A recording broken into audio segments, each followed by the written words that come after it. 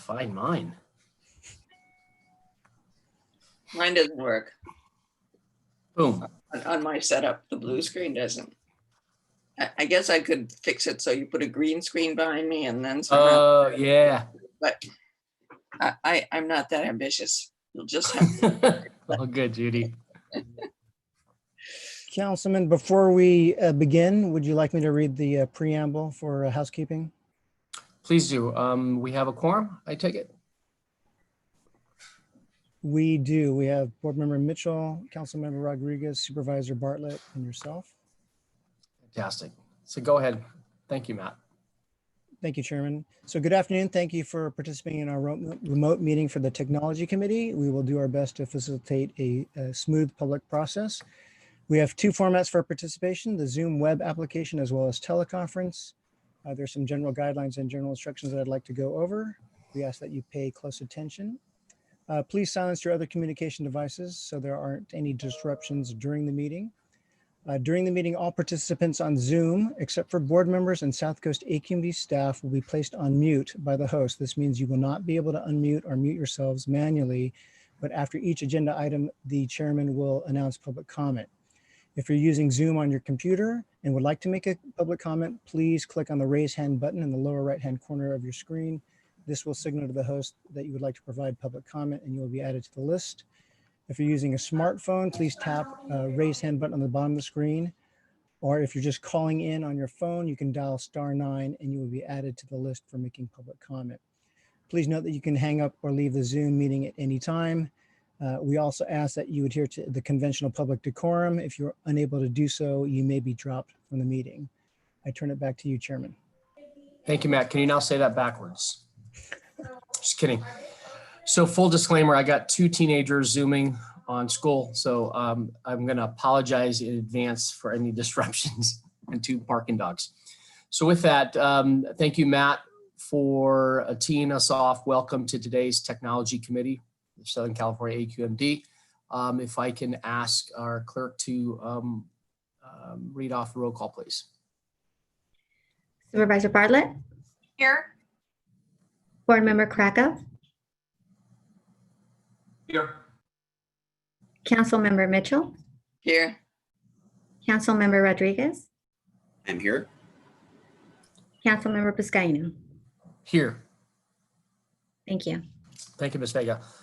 With that, let's now turn to item number 1.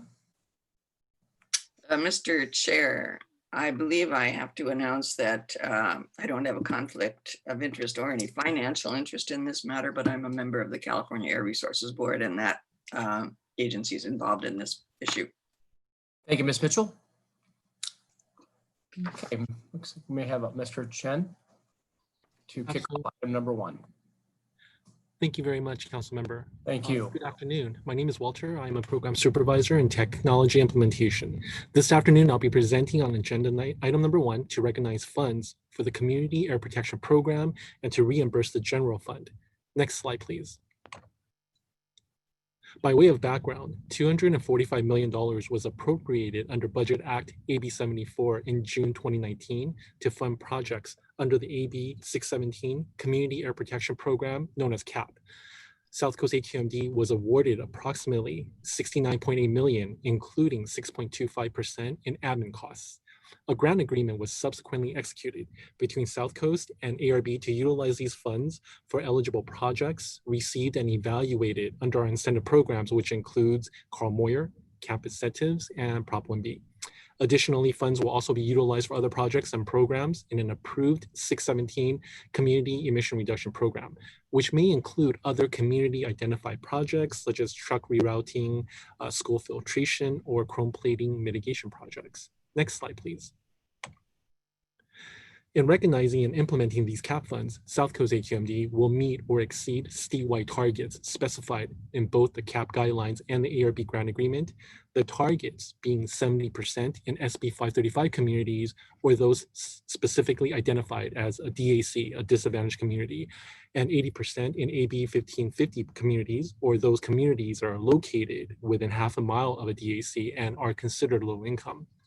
So additionally, implementation of projects with CAP funds will not only reduce criteria and toxic air pollutants from these communities, but they will also achieve early reductions beyond what is currently required by existing regulations. In addition, they will also establish long-term emission reductions and public health benefits. This proposal is also to reimburse the admin costs associated with the implementation of these CAP funds. Next slide, please. So the recommended action is to adopt the resolution up to 70 million from ARB into Fund 77 and to reimburse the general fund up to 6.25% from Fund 77. And with that concludes my presentation, and I'll be happy to answer any questions. Thank you, Mr. Chen. Members, any questions?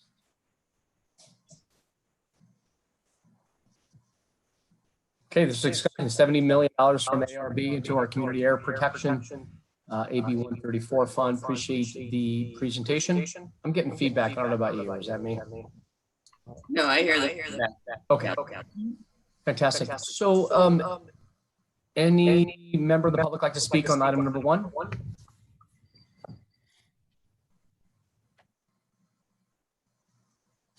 Okay, hearing none. I'd like to get a motion to approve item number 1.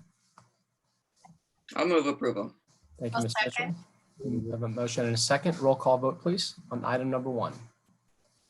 Supervisor Bartlett, Yes.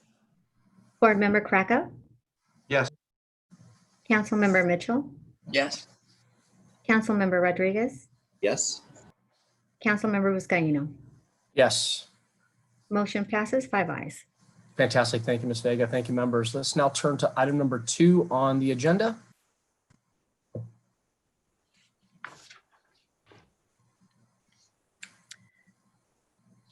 Miss Hajbabai, can you pronounce your last name? I want to make it. They butcher my last name all the time, so my apologies. No worries, you pronounce it perfectly. I did. Yes, Okay, thank you. Thank you so much. Item number 2 is now before us. Thank you.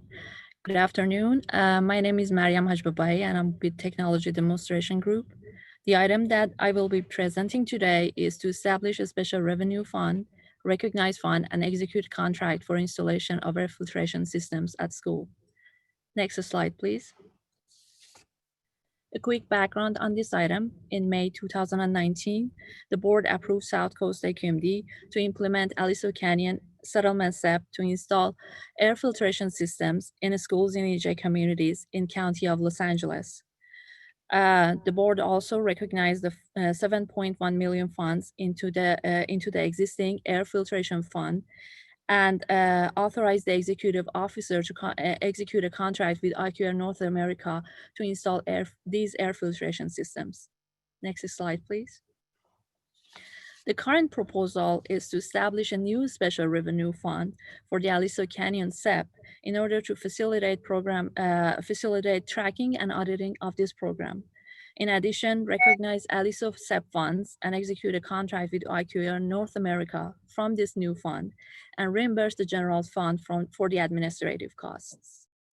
Next slide, please. This slide shows a table that summarizes the updated schedule for implementing the SEP. Next slide, please. The staff recommended actions for this item are to establish the Aliso Canyon Air Filtration Special Revenue Fund 84 and recognize up to $7.1 million into this new fund. Execute a contract with IQR North America to install these air filtration systems in an amount not to exceed $6.7 million from this new fund, and also reimburse the general fund up to $355,000 from this new funds. And that concludes my presentation, and I will be happy to take any questions. Thank you. Thank you so much for the presentation, members. I'm just reminded that this Aliso Canyon gas leak was just that massive natural gas leak that impacted my city and the Porter Ranch communities. I'm happy to see these funds moving forward and executed for the installation and maintenance of air filtration systems at local schools. Really appreciate this advancing of these dollars into the impacted communities of the gas leak. Members, any questions on this item? Yes. Yes, Mr. Krakow. Mr. Chair, Go ahead. Thank you. How many filtration systems do we estimate we're going to get for this expenditure? Go ahead, Miriam. So we are expecting to supply air filtration systems and hopefully 5 years of maintenance for 56 schools. Big number. Thank you. Thank you. Any other questions or comments, members? Okay, hearing none, any member of the public, please come forward if you'd like to speak on item number 2. There's no public comment.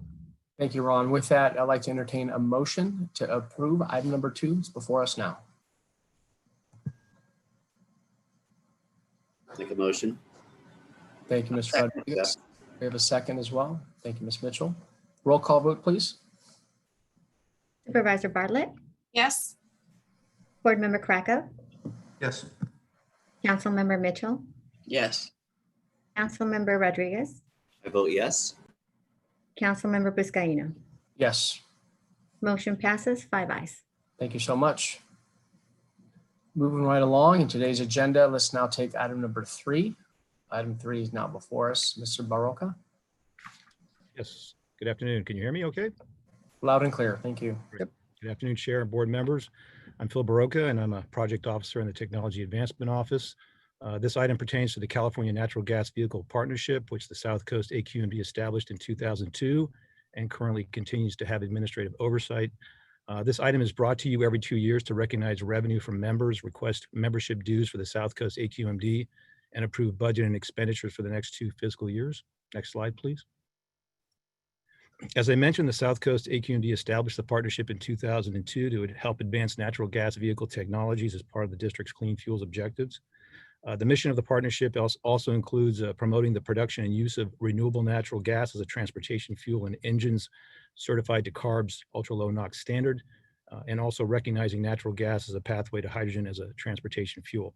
The partnership is led by a steering committee with a chair and vice chair, voting members that provide the revenue, and associate members that provide in-kind support. Next slide, please. These are the current voting members of the steering committee, representing federal, state, and local agencies in air quality and energy, fuel suppliers and equipment manufacturers, and end users. Associate members include the EPA, San Joaquin Valley APCD, and many of the transit agencies. Next slide. So this is a summary of the proposed recommendations that are detailed in the final slide. These are the prospective items for the next 2 fiscal years that commenced July 1 of 2020. So in brief, the proposal is to recognize revenue, approve the district's 2-year membership dues, approve the partnership's budget, provide the executive officer with authority to approve partnership expenditures with limits, and approve one expenditure that exceeds this limit. Next slide. And this is a breakdown of the expected 2-year operating budget of the partnership. Total available funds, about $495,000. Total expected expenditures, $363,000, and estimated unallocated balance at the end of that at about $132,000. Next slide. So recommended actions recognize the expected revenue of about $170,000 into the CNGVP Fund 40. And then authorize the transfer of $25,000 from the Clean Fuels Program to pay for the AQMD's membership, approve the budget, authorize the executive officer to approve expenditures up to $75,000, and then approve a 2-year contract with Gladstein Anderson Associates for a communication strategy contract that's not to exceed $192,000 from this fund. Thank you. Thank you. Members, questions or comments? Okay, hearing none. Yeah, Mr. Chair, sorry. go ahead. Go ahead, Gideon, yes. There's been some controversy lately between the natural gas industry and CARB. There's a couple lawsuits have been filed. This organization is not associated with those lawsuits, is it? No. So in fact, Board Member Krakow, we were not aware that they were, some of the members are in the same 2 organizations, but we were not aware that they were going to file a lawsuit. So, Mr. Chair, there's a lot of heat and controversy around the role of natural gas versus electric and all the stuff that our board is well aware of. Correct. Mitchell was certainly aware of all this at CARB. The role of South Coast in helping to find a pathway through this is very important. I presume that this partnership is trying to do that. We're about to approve a couple $100,000 for, I guess, a communication strategy. I would just encourage, this committee, the chair, our staff, to make sure we're really thinking through how to be part of the solution on this and try to resolve some of the problems and acrimony around this issue for our state. Can't agree with you more, Mr. Krakow. Thank you for that. Any other questions, comments from members? Okay, any member of the public like to speak on the item 3 that's before us? Please come forward. There's no public comment. Thank you so much. With that, I'd like to entertain a motion to approve item number 3. Move approval. Judy Mitchell. Thank you, Ms. Mitchell. Thank you, Ms. Bartlett. With that, a roll call vote, please. Supervisor Bartlett, Yes. Board Member Krakow, Yes.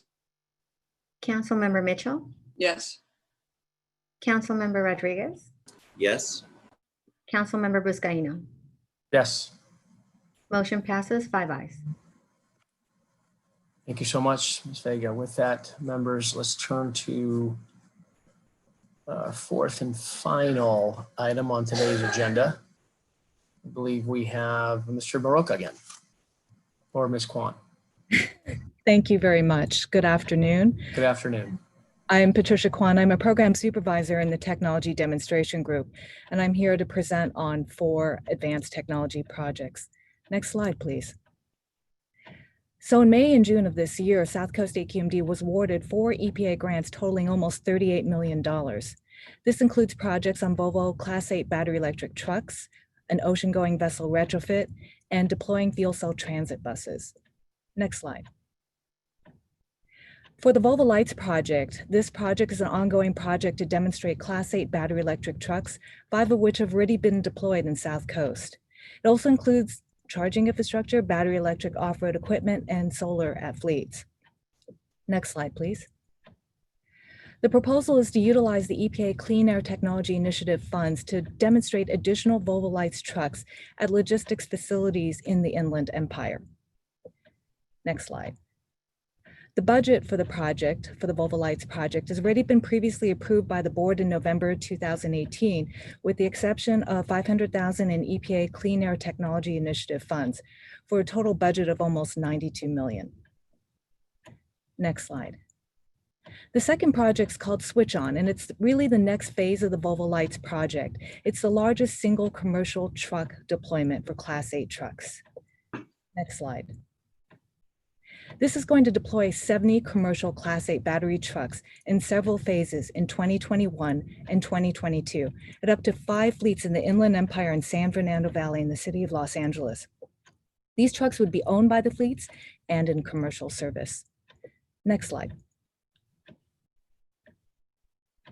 Next slide, yes, thank you. The budget for Switch On would include almost $20 million in EPA targeted airship grant funds, $10 million in cost share from Volvo and the fleets, requested $2 million in cost share from South Coast AQMD for a total budget of about $31.5 million. Next slide. Our third project is with MAN, which is one of the largest marine vessel manufacturers, to develop an SCR retrofit technology, which has been identified as being capable of achieving significant NOx reductions on older vessels. Next slide. This would address emission reductions and SCR functionalities at low engine load conditions, and the SCRs would be custom manufactured for each vessel for the main and auxiliary engines. Next slide. The budget for this project, it would be almost $11 million in EPA targeted airship grant funds, $300,000 in cost share by the San Pedro Bay ports, $100,000 cost share from MAN, and a requested $300,000 in cost share from South Coast AQMD, for a total project budget of $11.6 million. Next slide. Our last project is with SunLine Transit Agency. It would be to add to their existing fleet of 16 fuel cell and 4 battery electric buses, as well as a newly upgraded 900 kilogram per day hydrogen station. Next slide. So this would be to deploy 5 fuel cell transit buses to add to a station that already has a capacity for 30 fuel cell buses. These buses would operate in disadvantaged communities, and the Eastern Coachella Valley is designated as an AB 617 Year 2 community. Next slide. The budget for the SunLine project is almost $6 million in EPA targeted airship grant funds, $800,000 in cost share from SunLine, a requested $200,000 in cost share from South Coast AQMD, for a total budget of about $7 million. Next slide. There are a number of recommended actions for these 4 projects. This includes recognition of revenue of these grants in various special revenue funds to deploy battery electric trucks for the switch-on project, to demonstrate to demonstrate trucks for the Volvo Lights project, and to deploy fuel cell transit buses. Next slide. Also to recognize revenue for an ocean-going vessel retrofit, as well as money from the San Pedro Bay ports. It's also to transfer funds that constitute South Coast AQMD's cost share into various special revenue funds for the Volvo switch-on project, to deploy fuel cell transit buses. Next slide. To transfer any funding from Fund 27 into the Fund 83 for the ocean-going vessel retrofit, and then to amend and execute contracts to carry out these projects. For Volvo Lights to demonstrate additional battery electric trucks. Next slide. And execute contracts with Volvo, Green Paradigm, and SunLine to deploy battery electric buses and fuel cell transit buses, to execute an MOU with the ports for their cost share to retrofit an ocean-going vessel. Next slide. To execute a contract with MAN to retrofit the ocean-going vessel, and then to reimburse the general fund for staff time to implement these 4 projects. This concludes my presentation, and we're happy to answer any questions you might have. Thank you. Thank you so much, Ms. Kwan. Again, yet another exciting item that's before us. I'm mindful, you know, how pollution does not see different city limits and lines. I'm happy to see a number of these commercial Class 8 battery electric trucks advance towards the Inland Empire and San Fernando Valley in the city of Los Angeles. I'm also more excited to see the retrofit of the Tier 2 ocean-going vessels with the retrofits, and we're finding ways to equip our container ships with newer technologies, cleaner technologies, and cleaner fuel. I'm happy to see these dollars going towards that. Aside from, of course, the fuel cell transit bus deployment as well. We're excited about this item. I want to thank the staff for moving on these needed dollars. Any questions? Remember, Ms. Kwan, these are Volvo. These are the Volvo dollars, right? Yes. Dollars. Yeah, right? Yep. for Volvo Class 8 battery electric trucks. Perfect. Yeah. Mr. Chair, I have a question. Ms. Mitchell, go ahead.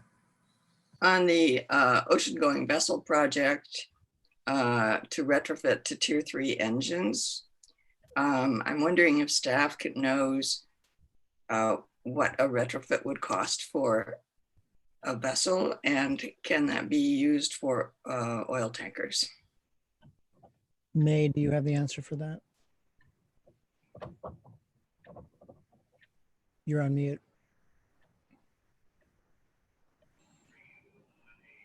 Yeah, we have a cost estimate for the project. It's a pretty much vary by vessels and also the installation. There are 2 portions. There's retrofit of SCR cost and as well as the cost for installations. So for the oil tanker, it will depend on where the vessel is going to be retrofit. You know, approximately about $5 million for the SCR units, and the installation is approximately $5 million, another $5 million. About 10 million then for, say, one vessel. And can it be done on oil tankers? Yes, as for this particular technology, as long as they are ME engines, which is electronic control engines, by man, yeah, they can be done, which is applied to a lot of vessels that manufacture after 2007. Thank you. And I just want to reiterate our chair's comments about how exciting this new technology is and how grateful we are to get targeted airshed grant program money for this. I know from my activities on the legislative committee that Congressman Calvert has always been very instrumental in helping get the targeted airshed grant money and that legislation passed. So we want to thank the congressman as well. And I'm looking forward to all these wonderful technologies coming into being. Thank you. Thank you, Ms. Mitchell. Thanks for your advocacy as well, not only the state level, but the federal level as well. Thank you. Any other members? Just a quick question. Ms. Rodriguez, yes. Thank you. Great news. Echo the sentiments of my colleagues. Just curious what the staff's approach will be to sharing this information with the public and the media in general. I think part of the process of putting these type of great efforts forward is inherently promoting them so that it hopefully creates a trend, familiarity that others will want to emulate and keeps the momentum moving forward. Just generally speaking, any thoughts on how we'll share that information? Councilman, this is Matt. I think our typical approach is to initiate the project with board approval, verify the technology works in whatever aspects. So not only it can work technical feasibility, but also economic feasibility. And so once we show some modicum of success, then we would proceed to some type of press release or some other announcement showing that it's viable. So much like we did with the Class 8 trucks for the near zero natural gas, it went through the process, the ports used it, and then once it reached what they believe was TRL level 9, which is essentially commercial, then there was a press release and it was supported through the ports and their technology assessment report. So we would follow a similar pathway. Thank you for that. As for the 5 fuel cell transit buses, will those all be deployed in the Eastern Coachella Valley under AB 617, exclusively that area then? Is that the thought? Those are slated for SunLine Transit because they have a fueling station and because they are the ones who are purchasing the base cost of the transit buses. But as you're well aware, Orange County Transit also has fuel cell buses that we help support through their fueling station. So fuel cell buses are being deployed throughout the region, but for this specific grant, it is for SunLine Transit. Thank you. Thank you. SunLine Transit's route go through Orange County? I don't think it makes it that far. Yes. I don't think so. Right. Any other questions, comments? Okay, hearing none, I'd like to turn it over to the members of the public. I'd like to speak on item number 4. Do we have any callers, Ron? Yes, Chair, we have one caller whose number ends in 555. 555, welcome. Go ahead. Hello. There you go. Can you hear us? Can you Loud hear and me? clear. Sorry. Loud and clear. All Thank right. you. Thank you. 3 minutes. Thank you, Chairman and members of the board. My name is Ranji George. I spent 20 years working in the zero emission technology. We were on the forefront of these technologies when the world was sleeping, and we were successfully raised the consciousness of Southern California, and the world on these.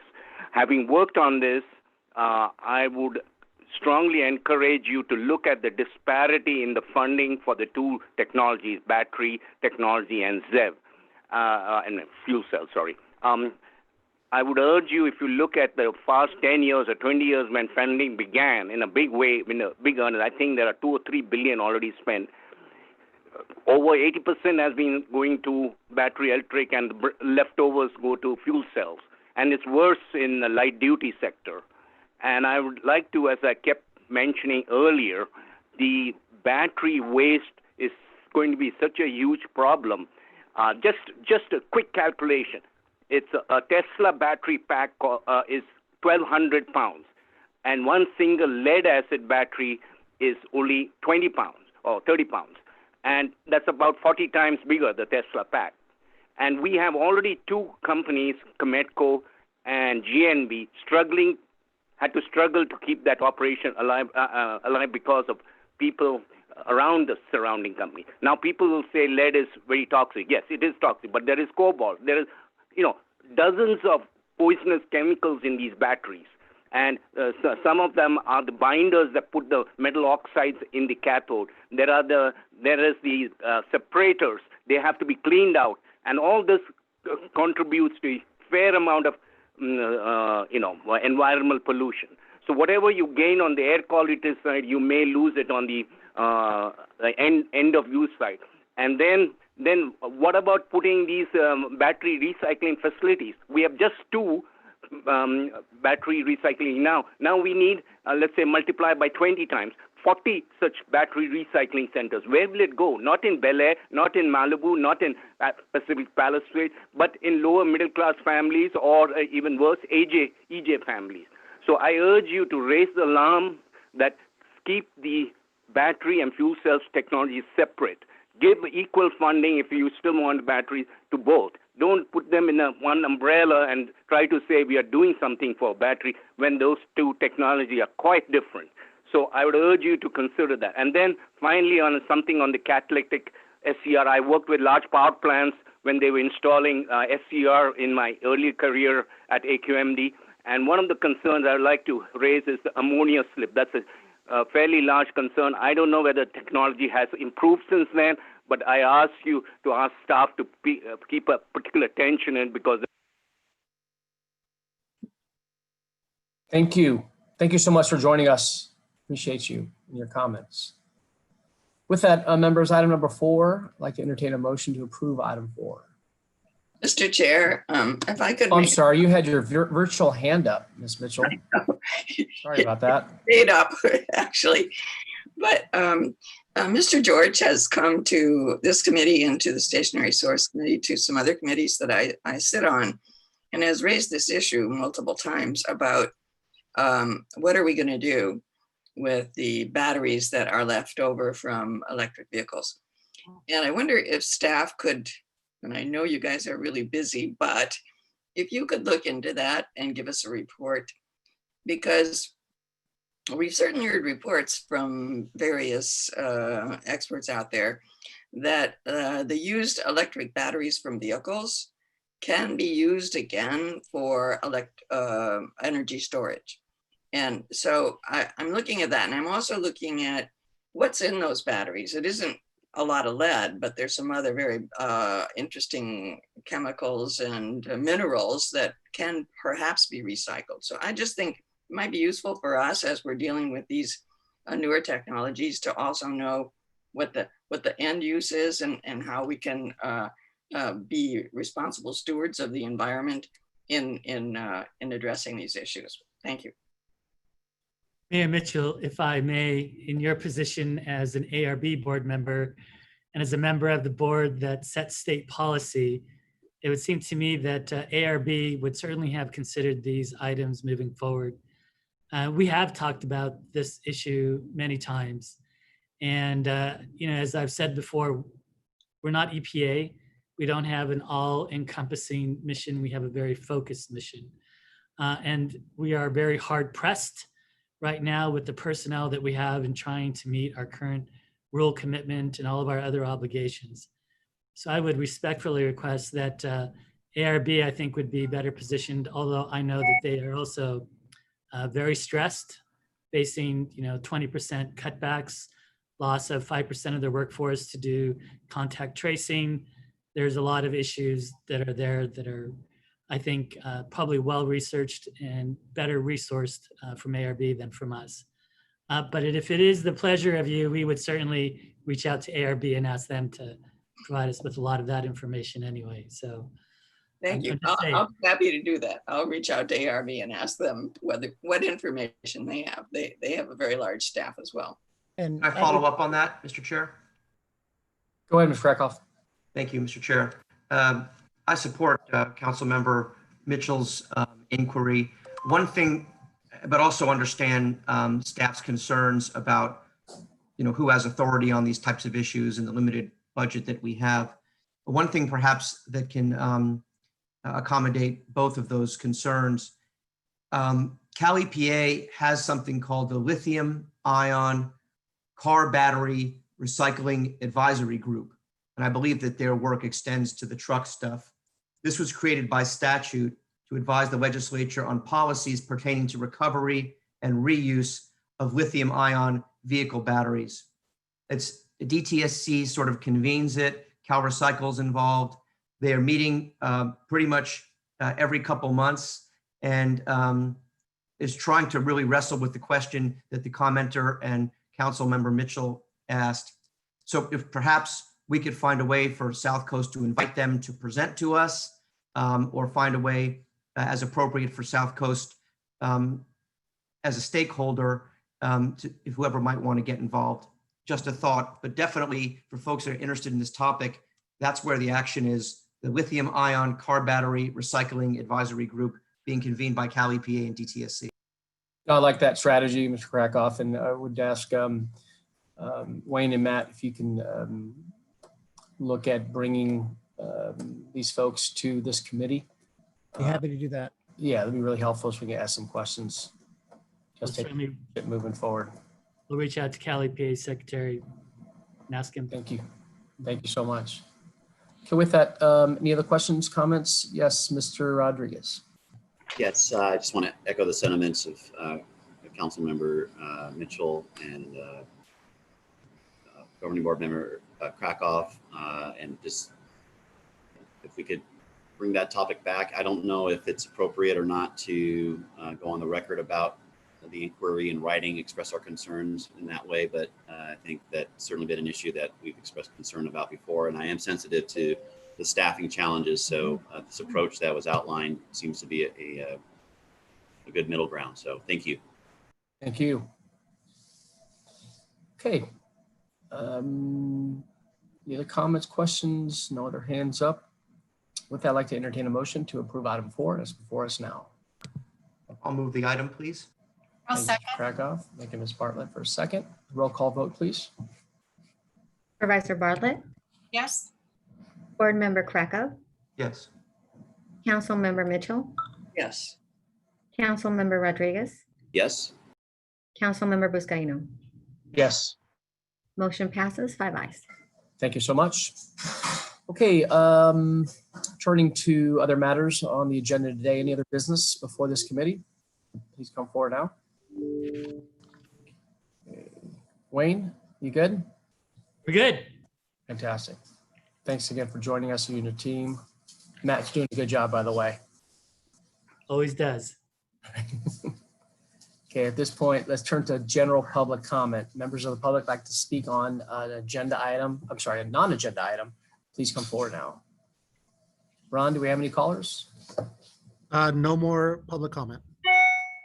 Fantastic. Okay, hearing none, then have a great, blessed weekend. This committee is now adjourned. Thank you all for Thank you, joining. Mr. Chair. Thank you so much. Everyone, stay safe. Thank you. Stay safe.